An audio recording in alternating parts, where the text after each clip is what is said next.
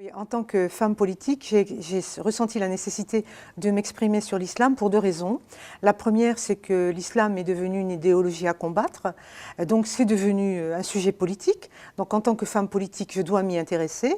Et la deuxième raison, c'est que je suis de culture arabo-musulmane et que je ne mets pas mon islam dans ma poche et que j'affirme que je suis farouchement républicaine et sereinement musulmane, parce que je pense que le sujet d'islam en Europe, dans la République, ne doit pas être dans le déni, mais dans l'affirmation de ce qu'il est pour être utile à la République. On ne peut pas être dans le déni de ce qu'on est. Si on est dans le déni de ce qu'on est, on est mal. Je pense que c'est 6 millions de personnes sur un divan. Donc voilà les raisons essentielles pour lesquelles tout d'un coup. Et puis aussi, peut-être une troisième raison, qui est que souvent on me dit « oui, mais les musulmans comme toi, on ne les entend pas ». Et on entend seulement ceux qui ont le couteau entre les dents.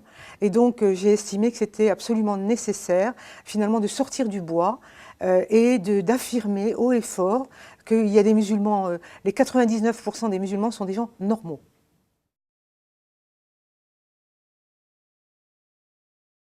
Alors, le soufisme, effectivement, est méconnu.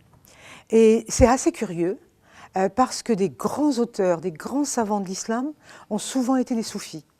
Mais il est méconnu parce que d'abord c'est une voie initiatique, une voie qui est une voie exigeante, une voie qui s'apprend à l'intérieur d'une confrérie, et les soufis sont plutôt des gens discrets.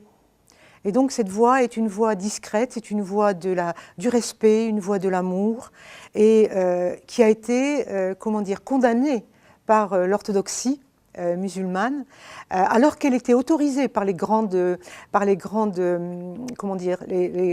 juristes, les 4 grandes écoles juridiques de l'islam.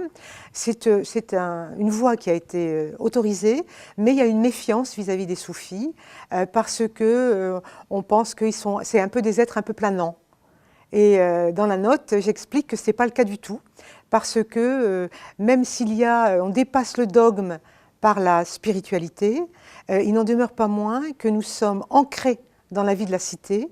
Et j'ai cité dans la note des exemples de grandes personnalités qui étaient en même temps des mystiques et en même temps complètement intégrés dans la vie de la cité au point de prendre les armes. Donc qui seraient même antinomiques.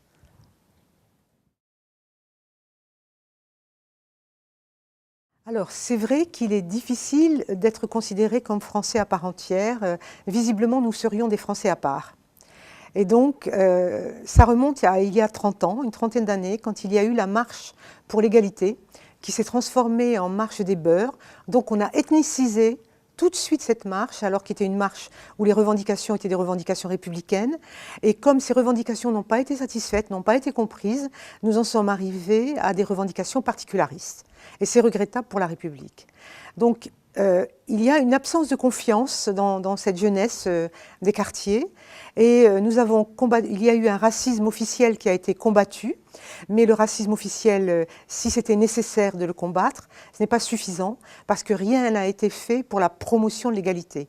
Autant on fait des choses contre, autant en faire des choses pour, c'est très difficile, parce que faire la promotion de l'égalité, c'est une ingénierie sociale complexe, qui met du temps, et donc ce travail n'a pas été fait. C'est aussi lutter contre les discriminations qui sont des morts sociales, et donc tous ces gens se sont retrouvés un peu abandonnés, et ils se sont structurés à travers la religion, parce que la religion apporte des réponses, et rassure, apporte des réponses, et Malek Chebel dit à juste titre, l'islam progresse quand la justice sociale régresse.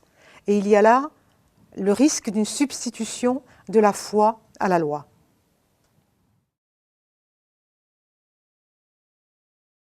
Alors le racisme anti-musulman existe depuis longtemps, sauf qu'on ne nommait pas.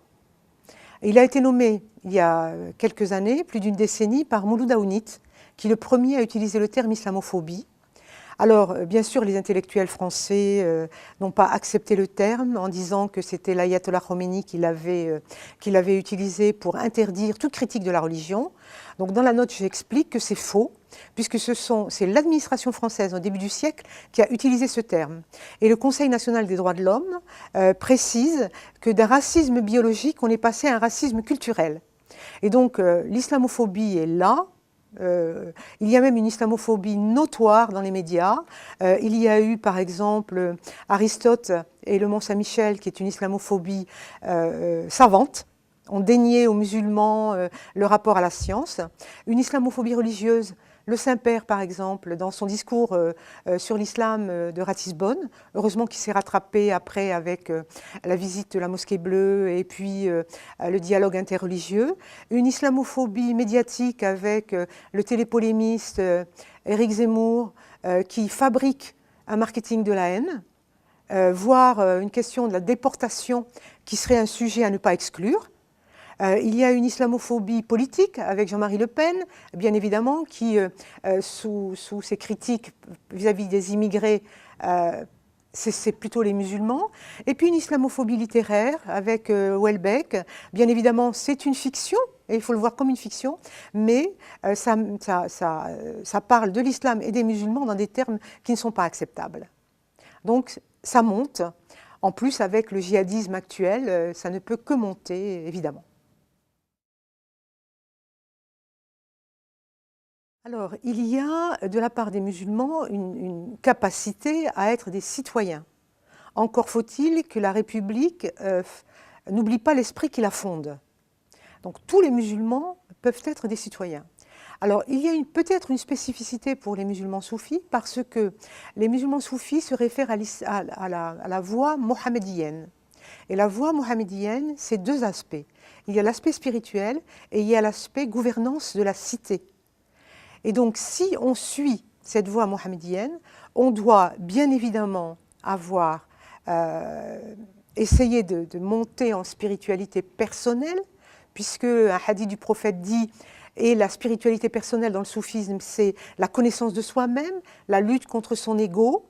Et la connaissance de soi-même, il y a un hadith du prophète qui dit « Qui se connaît, connaît son Seigneur ». Donc ça, c'est sur la part spirituelle. Et la part citoyenne, c'est que le prophète a géré la ville de Médine et que la première constitution au monde a été écrite à Médine. C'est la constitution de Yathrib où il y avait 63 articles qui géraient les communautés. À l'époque, c'était bien évidemment des communautés religieuses. Donc si on suit cette voie, nous sommes tenus de nous impliquer dans la vie de la cité. Et nous impliquer dans la vie de la cité, c'est participer à tout ce qui se passe dans la cité, avoir une citoyenneté qui ne soit pas passive, mais qui soit active, être électeur, être éligible, tout ce qui porte à la spiritualité et à la citoyenneté.